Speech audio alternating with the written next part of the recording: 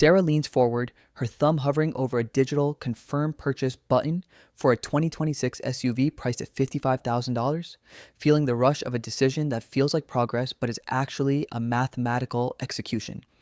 She is not just buying a vehicle, she is signing a 72-month contract at 7.49% interest, a commitment that the Federal Reserve G19 report identifies as a growing weight on the American middle class where total consumer credit has ballooned toward $5 trillion. Look, the moment she clicks, she isn't just spending $55,000. She is committing to a total cost of ownership that includes $11,000 in interest, wins $200 annually in insurance premiums for a high-value asset, and a depreciation curve that will shave 20% off the car's value the second the tires touch the public asphalt. Seriously, according to the Bureau of Economic Analysis, personal interest payments as a percentage of disposable income are reaching levels not seen in decades, and Sarah is about to become a data point in that rising tide. The slow motion inevitability begins the moment the dealership printer starts humming, spitting out a truth in lending disclosure that she will skim but never truly calculate. Here's the thing. The math is already written. Let's open Simon's ledger. Before we run the simulation, drop a comment below. At what point does a monthly payment stop being a tool and start being a cage? Let's see if your answer changes by the end. We are tracking two subjects, Sarah, the architect of immediate gratification, and Mark, the practitioner of the invisible math. It is year one. Sarah moves into a suburban home with a 3.5% down payment, a choice that triggers a mandatory private mortgage, insurance premium of $180 every single month, money that builds zero equity. To fill the rooms, she utilizes a no-interest for 12 months furniture store credit line for $15,000 worth of aesthetic success, ignoring the 29% APR that will retroactively apply if she misses the window by a single day.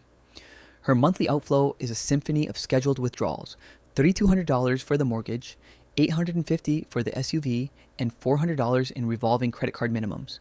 Right. She feels like she is winning because her Instagram feed reflects a life of $150,000 quality on a $65,000 salary. Meanwhile, Mark drives a 10-year-old sedan with 120,000 miles on the odometer and lives in a one-bedroom apartment that Sarah would consider a starter space. Mark's lifestyle delta is exactly $2,500 a month. While Sarah pays the bank for the privilege of sitting on a designer sofa, Mark directs $2,500 into a tax-advantaged index fund. In January of year one, Mark's ledger shows a modest $2,500.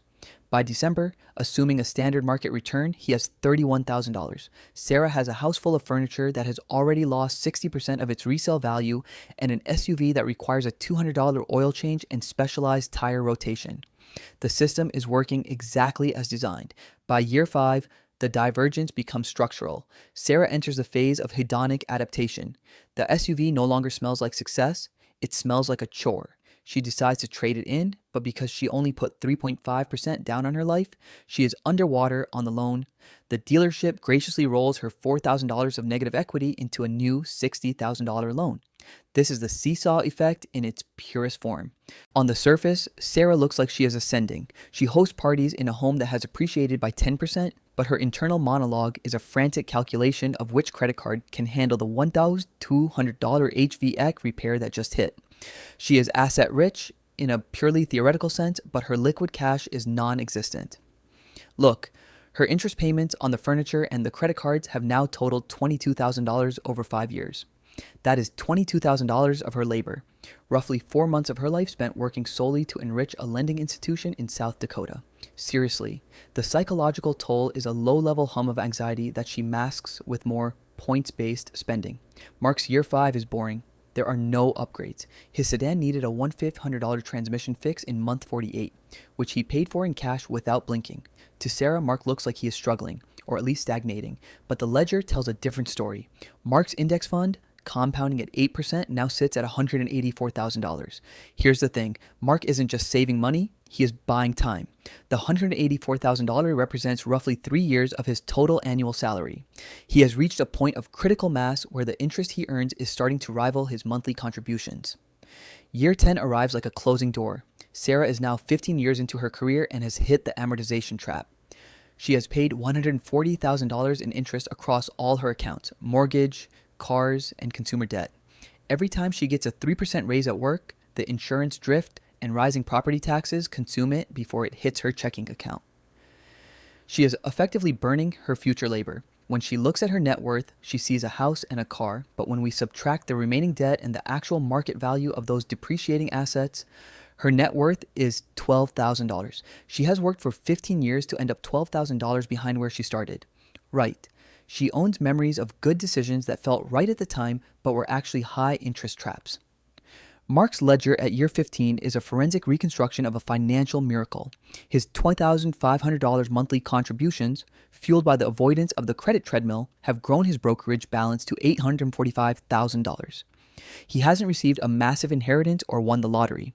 He simply refused to participate in the lifestyle creep that the Consumer Expenditure Survey shows consumes 90% of the American middle class. Mark's capital is now working harder than he is.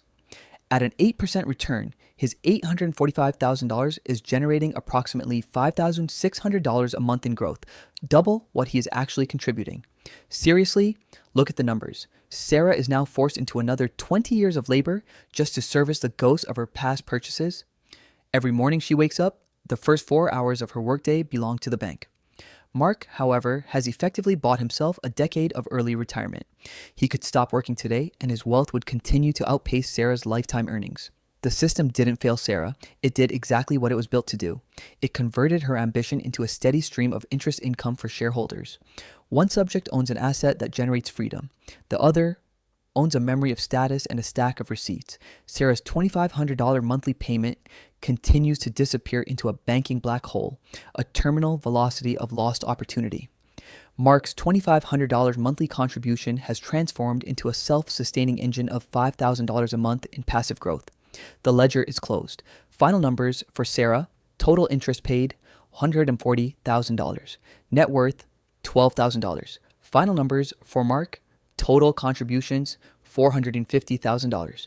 Net worth, $845,000. One person used money to buy things, the other used money to buy money. Look, the math was never a secret. It was just invisible.